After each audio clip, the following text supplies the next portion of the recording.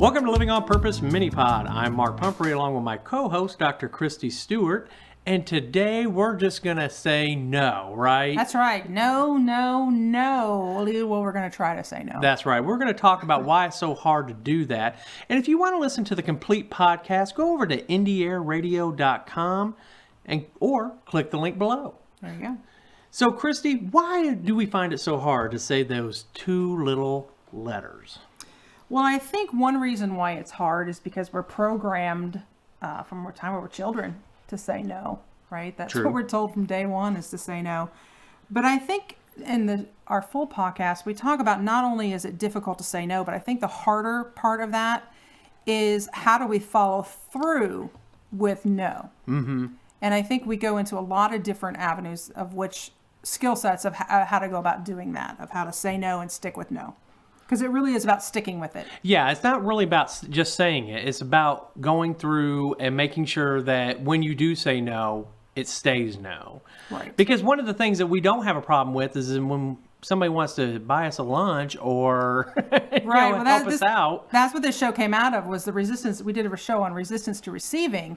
And in the resistance to receiving show, we talked about that we say no when the things that we need or things that we want, right. Like somebody's going to buy us lunch. Oh, and we can say it and mean it and follow through with it. Exactly. No, you're not buying my lunch. But those things that are healthy for us to say no to, whether at work or our personal life or whatever, we really struggle with hurting other people's feelings or letting people down or not feeling we're a team player or what have you.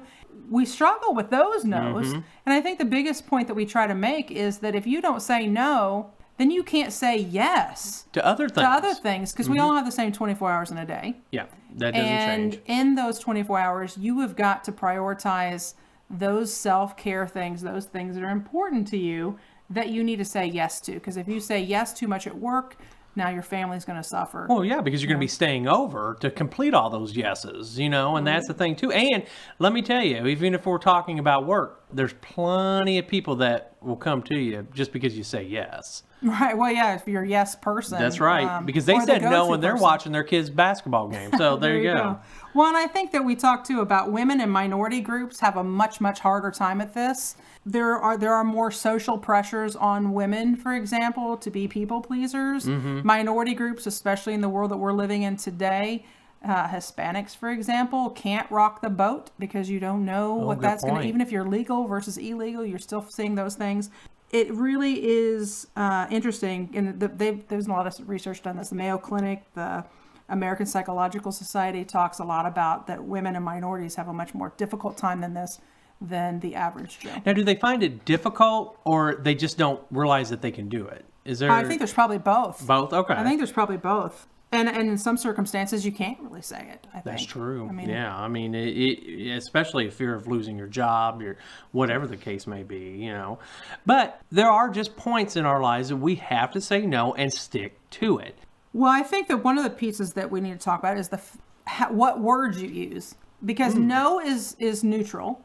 And there was a research study on that they took a control group of women, 30 women, had them sign up, and they said, we want you to create some kind of health and wellness seminar thing that you could commit to for better health and well-being, something you really want to do. They split them into 3 groups. They had one group that they told them just say no.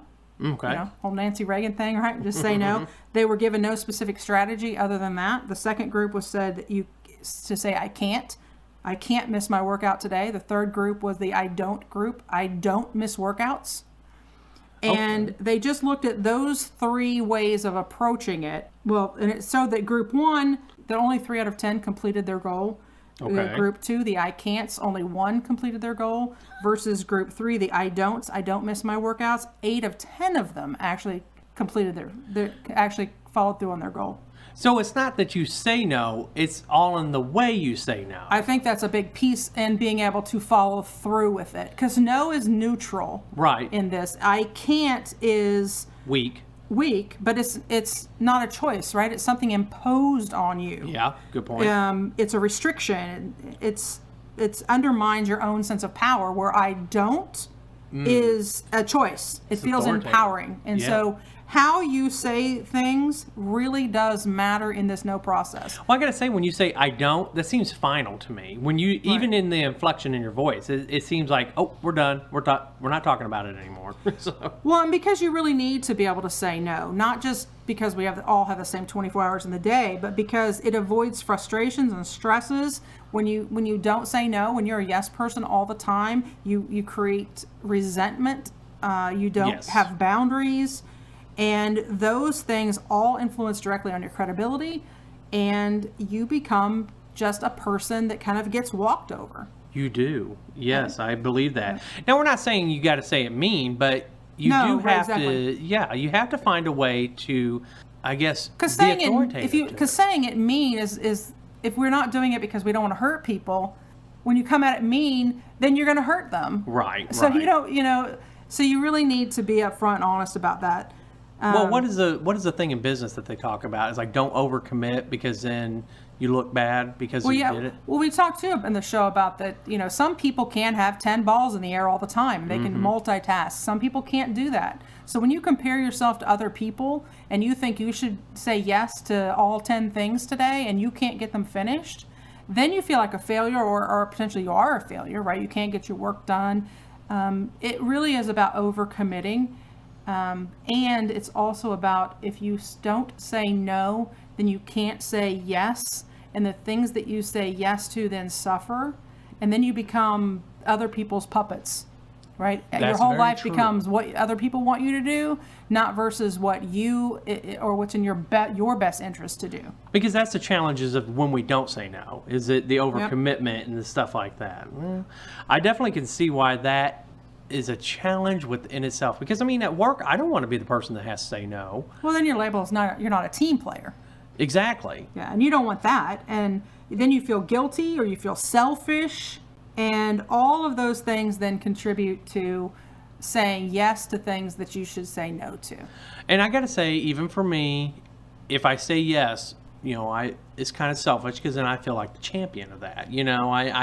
But then I don't give other people the chance to stand up and take over responsibilities when they really want to try it. And that's really important, because you're standing in other people's way when you say yes all the time. You don't give other people an opportunity to shine like you do. Right. Yeah. And I got to take that selfish part of it out too. But yeah. Well, in this full podcast, we spend time too talking about family members or individuals that are narcissistic, and how you go about saying no to those people, and that no is not good enough. Yeah. And you're never gonna say no to those people. They have mastered this their whole life. Because you can't do that, right? You can't challenge somebody that's had the same argument 15 times 1,500 people. Right, exactly. Well, because we say that one of the reasons why we don't say no is because we don't want to put up a wall. We don't want to hurt other people. We don't want to create a division between us and other people. So we say yes to people please. We say yes because we think that that's going to make them happy, or it's going to make us happier if we do that, even if it's something we don't necessarily want to do. But there are relationships, there are times that you need to say no, and no needs to be a wall.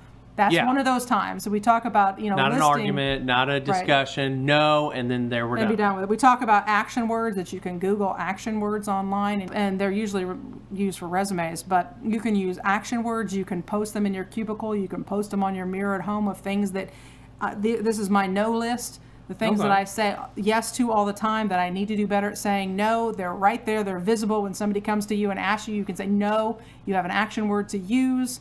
Instead of no, it can be an action word. Right. And we talk about alternatives, giving people alternatives. They come to you and you normally give them a yes, but this time you give them a no, offering some type of alternative or some kind of solution, because that's really what people want, or they want you to solve their problem. So if you provide other solutions to their problems, that's a real good step. We talk extensively about that in the full podcast. Well, and I got to say, in the full podcast, it's really interesting how we take the no out of no. And really give you ways to say no, but in a very nice and direct way. Right, so, and that's really important to be direct. So if you're really interested, go over to Indie Air Radio and listen to the full podcast, and we have several others that you can click on and listen to as well. So until next time, live every day of your life on purpose. On purpose.